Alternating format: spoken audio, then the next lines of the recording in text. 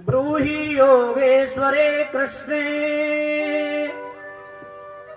ब्रह्मण्ये धर्मवर्मणि स्वाम काष्ठा मधुनोपेतः धर्म किं शरणं गतः।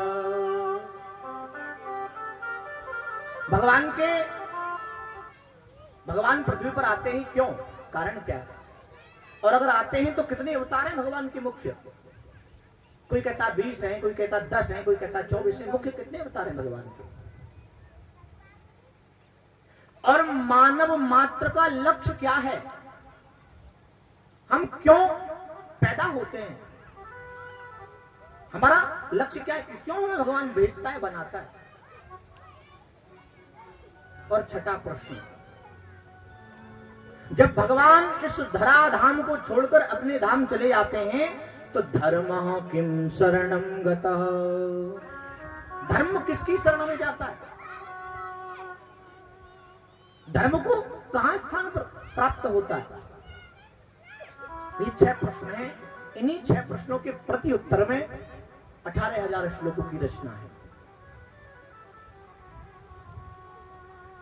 अब श्री सूत जी महाराज जवाब दे रहे हैं, प्रत्युत्तर दे रहे हैं, ध्यान से सुनिए। कृष्ण भक्ति परम श्रेयः शास्त्र सारश्च एव हि।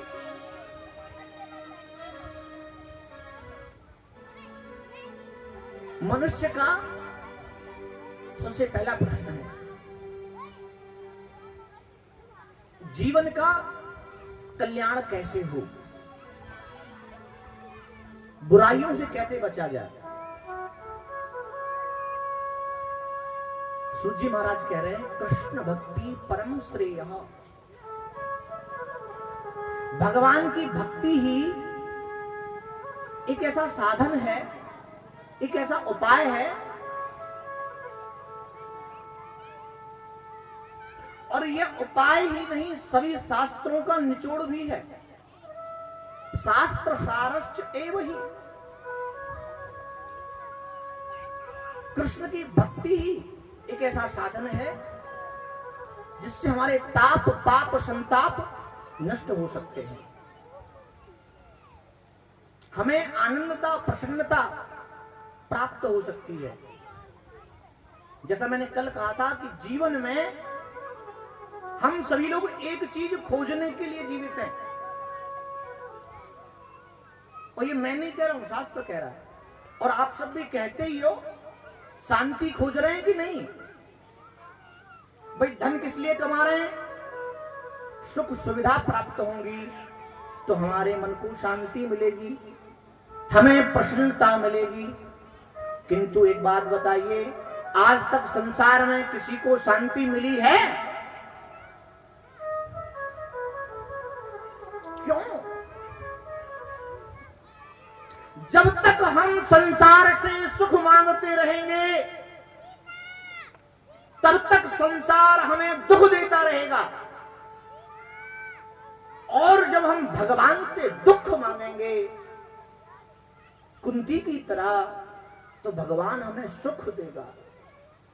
और सुख मांगना ही क्यों? सुख के माथे सिल परे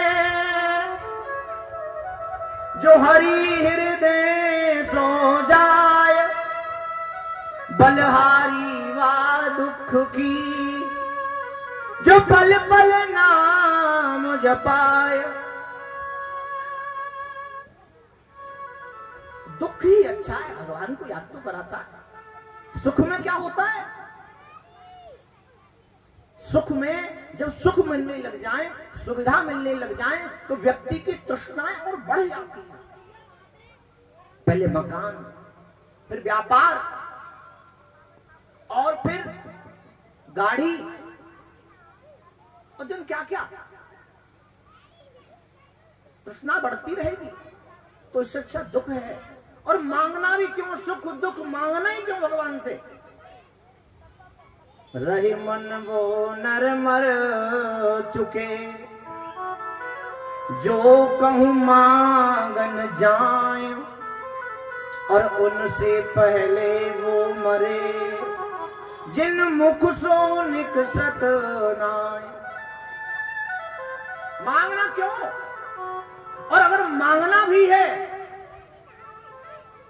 तो हरि से हरि को मांग लो, भगवान से भगवान को मांग लो, फिर कुछ आवश्यकता रहेगी क्या? संसार को किसने बनाया? भगवान ने। और हम भगवान से भगवान को मांग लेंगे तो हमें किसी चीज की कमी रहेगी? लेकिन हम क्या मांगते हैं? चौरा की नौकरी लग जाए। गिरिराज जी में जाते हैं परिक्रमा करने, इतने लंबे लंबे घर बना रखे महाराज, 4 मंजिल घर बन जाए। कुछ तो सीमेंट भी संग ले जाते हैं चिरने के लिए। क्या स्थिति है देखो हमारी, हमारी तृष्णा भरने में नहीं आ रही महाराज, कितना कुछ है।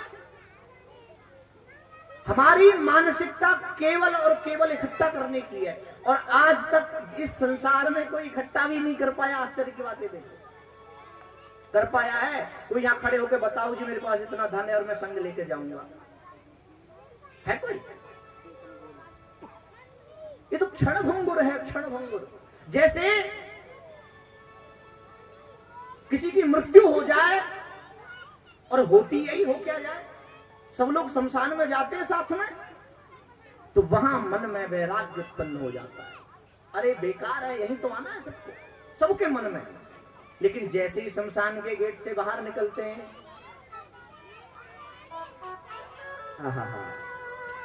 सारा वैराग्य धरा रह जाता है महाराज, वहीं बुराई प्रारंभ कर देते हैं। अब एक क्षण में उनको वैराग्य हुआ था कि संसार झूठा है, ब्रह्म सत्यम जगन मिथ्या, किंतु कुछ क्षण बाद ही परिवर्तन हो गया। सुख कुछ है ही नहीं। वो संसार का नाम है दुखालयम मनश्चेतः, दुख का घर। भंडारा चल रहा है, भंडारे में जाके कहो हमें जीके की किताब दे दो, जनरल नॉलेज की कोई पुस्तक दे दो, तो क्या वो भंडारी दे पाएगा? दे देगा? नहीं, मुझे तो नहीं लगता दे पाएगा। और पुस्तकालय में जाकर के कहो बढ़िया छोले भटूरे की प्लेट लगा के दे दे, तो दे देगा? पिज्जा बर्गर मांगने लगो, दे देगा क्या? क्यों? तो फिर संसार में इस दुखालय में सुख की कामना क्यों करते हो? भोजनालय में भोजन ही मिलता है, पुस्तकालय में पुस्तक ही मिलती है, तो दुखालय में दुख ही तो मिलेगा। तो सुख की कामना क्यों? झूठी कामना लिए बैठे हो भाई। मांगो भगवान से, भगवान को मांगो। तू जो मिल गया तो फिर जरूरत ही नहीं है। मैं अगर मांगू तुझे, किसी ने कहा है, मैं अगर मांगू तुझे तू न देना कुछ मुझे, वरना आशिक नहीं मजदूर हो जाऊंगा मैं। हमें प्रेमी बनना है। भगवान के मंदिर में गए, 10 रुपए चढ़ा करके भगवान से प्रार्थना करी, हे प्रभु कल मेरे छोरा को इंटरव्यू है, बाकी नौकरी सरकारी लगवा दीजो। 10 रुपए घूस दे दी भगवान को, और नौकरी क्या? यह भक्ति है? इसे भक्ति कहते हो आप? ये तो दुकानदारी है, और उसमें भी ठग रहे हो भगवान को 10 रुपए में इतनी बड़ी नौकरी। बोलो राधे राधे। तो कृष्ण भक्ति परम श्रेयः शास्त्र सारश्च एव ही। भगवान की भक्ति एक ऐसा साधन है जिससे जीव तर सकता है। भक्ति कैसे करें? भक्ति का क्या स्वरूप है? भक्ति किसे कहते हैं? हम तो जानते ही नहीं भक्ति क्या है। हम तो इसी को भक्ति जानते। एक लोटा दूध, एक लोटा जल चढ़ाना है भगवान शंकर को सुबह जाकर के भक्ति है। भक्ति का स्वरूप है निष्काम, निसंकल्प, निर्दोष, निर्विकार, निस्वार्थ। भगवान को भजने के लिए उससे कुछ मांगने की, उससे कुछ कहने की आवश्यकता ही नहीं है। हमें भक्ति करनी है, उसमें कोई स्वार्थ नहीं होना चाहिए। भक्ति का सिद्धांत है जहां स्वार्थ उत्पन्न होता है वहां भक्ति क्षीण हो जाती है और पुण्य भी क्षीण होने लगते हैं।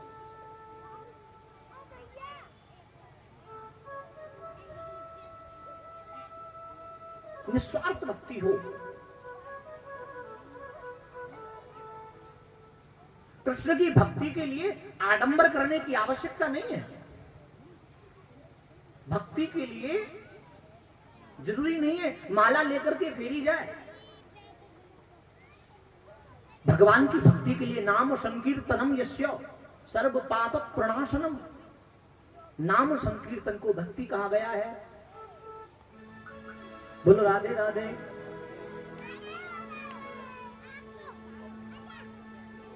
श्री शौनकादि ऋषि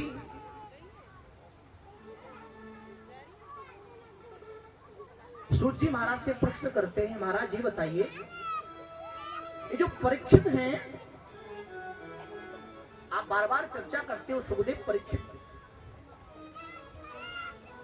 कौन है, इनका वृत्तांत हमें बता। देखिए संसार में अगर कुछ सुधार हो सकता है तो सत्संग से हो सकता है। एक यही ऐसा साधन है जिससे जीवन में सुधार आ सकता है, क्योंकि सत्संग से हमारा जो विवेक है, हमारी जो बुद्धि है, वो गलत और सही की पहचान कर लेती है।